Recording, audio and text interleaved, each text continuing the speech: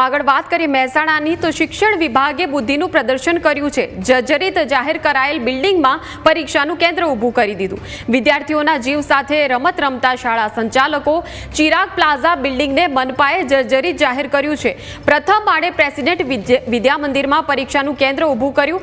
આ બિલ્ડિંગનો ઉપયોગ નહીં કરવાની નોટિસ પણ લગાવાયેલી છે। મનપાની નોટિસ લાગ્યા બાદ પણ બિલ્ડિંગમાં શાળા ચાલુ હાલતમાં જોવા મળી રહી છે। કોઈ પણ બિલ્ડિંગ જર્જરિત થાય ત્યારે તંત્ર દ્વારા તે બિલ્ડિંગનો ઉપયોગ કરવાનું બંધ કરવામાં આવે છે।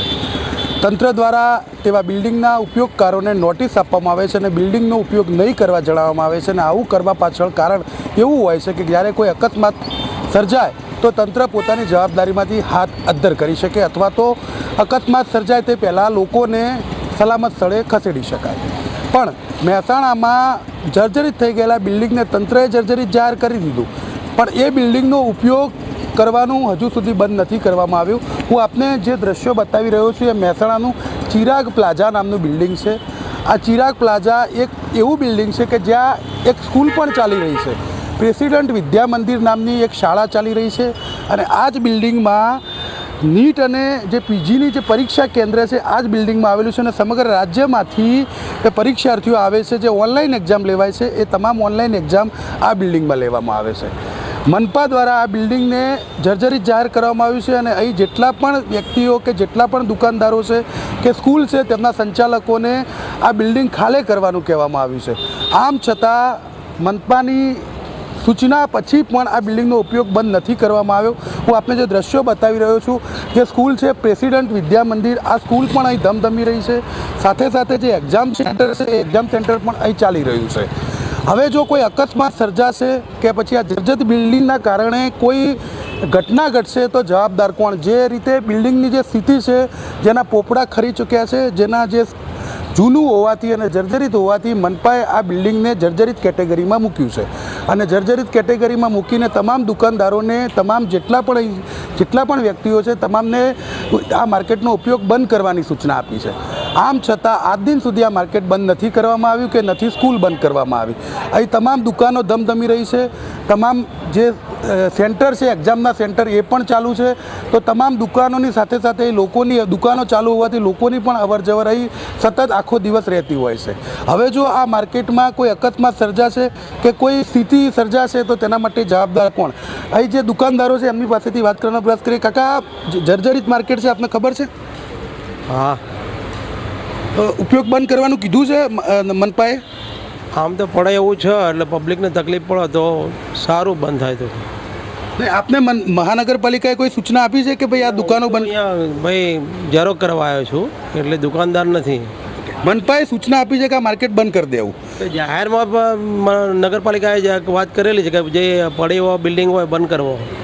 આ જે બિલ્ડિંગ છે એને જર્જરિત કેટેગરીમાં મૂકવામાં આવી છે। દુકાનદારોને સ્પષ્ટ સૂચના આપી છે કે આ દુકાનો બંધ કરી દેવી પણ હજુ સુધી કોઈએ બંધ નથી કરી। હવે અકસ્માત સર્જાશે તો કોણ જવાબદાર? એ માલિક દુકાનદાર જવાબદાર। અહીં ગ્રાહકો આવે છે તો ગ્રાહકો જો બંધ નહીં થાય અને ગમે ત્યારે અકસ્માત સર્જાશે તો પછી કોની જવાબદારી? એ પણ દુકાનદારની જવાબદારી। ગ્રાહક તો દુકાન ખોલી હોય તો આવ જ ને। તો જે રીતે ગ્રાહક છે તેમનું કહેવું છે કે ગ્રાહક જો દુકાન ખુલ્લી હોય તો ગ્રાહક આવવાનો જ છે પણ જો મનપાએ તેને જર્જરિત કેટેગરીમાં મૂક્યું હોય અને તેનો ઉપયોગ બંધ કરવાની સૂચના આપી હોય તો બંધ કરવું જવાબદારી દુકાનદારોની છે। આમ છતાં એક પણ દુકાનદારે અહીં પોતાની દુકાન બંધ કરી નથી। અન્ય દુકાનદારો પણ છે, આપણે તેમની સાથે વાત કરવાનો પ્રયાસ કરીએ। જે રીતે હું અહીં સાવરિયા વાસણ ભંડાર નામની એક દુકાન પણ અહીં આ માર્કેટમાં ચાલી રહી છે અને તેમને મનપા દ્વારા જર્જરિત કેટેગરીમાં આ બિલ્ડિંગ મૂકવામાં આવ્યું છે। આમ છતાં આ દુકાન હજુ સુધી બંધ નથી કરવામાં આવી। એ રીતે આખા માર્કેટની તમામ દુકાનો ચાલુ છે। અહીંના જે દુકાનદાર છે તેમની સાથે વાત કરવાનો પ્રયાસ કરીએ। અહીં જે આ બિલ્ડિંગ છે એ જર્જરિત કેટેગરીમાં મૂક્યું છે, તમને ખબર છે? મૂક્યો છે ને, આ પેલો નોટિસ લગાવે છે ને, તો પછી આ માર્કેટ બંધ કેમ નથી કર્યું? બંધ નથી કર્યું એનું કારણ કે જે પોપડા પડતા હતા એ અમે અમારી રીતે સાવચેતીથી ઉતારી દીધા અને બિલ્ડિંગવાળાએ કીધું કે ભાઈ અમે આવીને જોઈને તપાસ કરીને કરાવીશું એવી વાત કરીએ। કોઈ અકસ્માત સર્જાશે? કશું નહીં થયું અને નહીં થાય એવું નહીં કેમ કે પાક્કો બાંધકામ છે પણ શું છે કે પેલું પ્લાસ્ટર ઉપર પાણી ભરી રહેલો ને 2 વર્ષ એટલે આ પ્લાસ્ટરનો પોપડો પડ્યો। બાકી બિલ્ડિંગ મેં આ એક દિવાલ કાઢી એમાં મને આખી રાત લાગી ખાલી પાર્ટેશનમાં, એટલું મજબૂત બાંધકામ છે। તો અહીંના દુકાનદારોનું કહેવું છે કે આ બિલ્ડિંગનું જે કામકાજ છે મજબૂત છે, પરંતુ પાણી ભરાઈ રહેવાને કારણે આ પ્રકારે પોપડા પડી રહ્યા છે. જો કે મનપાએ આ બિલ્ડિંગને ભયજનક કેટેગરીમાં મૂકી દીધું છે. અહીં નોટિસ પણ લગાવી દીધી છે કે આ બિલ્ડિંગનો ઉપયોગ કરવો નહીં, અને ઉપયોગ કરશે તો તેની પોતાની જવાબદારી રહેશે. હવે મનપાએ તો પોતાનું કામ પૂરું કરી દીધું છે. મહેસાણામાં જેટલા પણ ભયજનક બિલ્ડિંગ હતા તેનો ઉપયોગ બંધ કરવાની સૂચના આપી દીધી છે. આમ છતાં ચિરાગ પ્લાઝા નામનું આ જે બિલ્ડિંગ છે તેમાં સ્કૂલ પણ ધમધમી રહી છે, ટ્યુશન જે ક્લાસીસ પણ ધમધમી રહ્યા છે, સાથે સાથે નીટ અને પીજી જેવા જે એક્ઝામ લેવાય છે તેનું એક્ઝામ સેન્ટર પણ અહીં ધમધમી રહ્યું છે. આખા રાજ્યમાંથી પરીક્ષાર્થીઓ એક્ઝામ આપવા માટે આવે છે. આમ છતાં બિલ્ડિંગનો ઉપયોગ બંધ કરવામાં નથી આવ્યો. મનપાએ માત્ર નોટિસ ચિપકાવી દીધી. દુકાનદારોએ પોતાની મેળે દુકાન ચાલુ રાખી છે. દુકાનદારોનું કહેવું છે કે અકસ્માત સર્જાય તેવી સ્થિતિ હાલ લાગતી નથી. પણ જો મનપાએ જે રીતે ટેસ્ટિંગ કર્યું અને તેમના ટેસ્ટિંગમાં આ બિલ્ડિંગ જર્જરિત આવ્યું છે, ત્યારે આગામી સમયમાં કોઈ અકસ્માત સર્જાશે તો તેના માટે જવાબદાર કોણ? અને જે રીતે જર્જરિત બિલ્ડિંગનો જે રીતે વ્યાખ્યામાં જે બિલ્ડિંગ આવે છે તેનો ઉપયોગ કરવો એ તમામ માટે ભયજનક છે અને તમામ માટે ખતરનાક સાબિત થઈ શકે છે. આમ છતાં મનપાએ માત્ર પોતાનું કામ જર્જરિત બિલ્ડિંગ હોવાની નોટિસ ચિપકાવી અને ઉપયોગ બંધ કરવાની સૂચના આપીને બંધ કરી દીધું. પણ હવે દુકાનદારો આ વાત સ્વીકારવા તૈયાર નથી.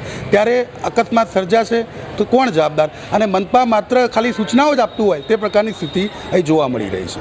Kamlesh Raval, news capital.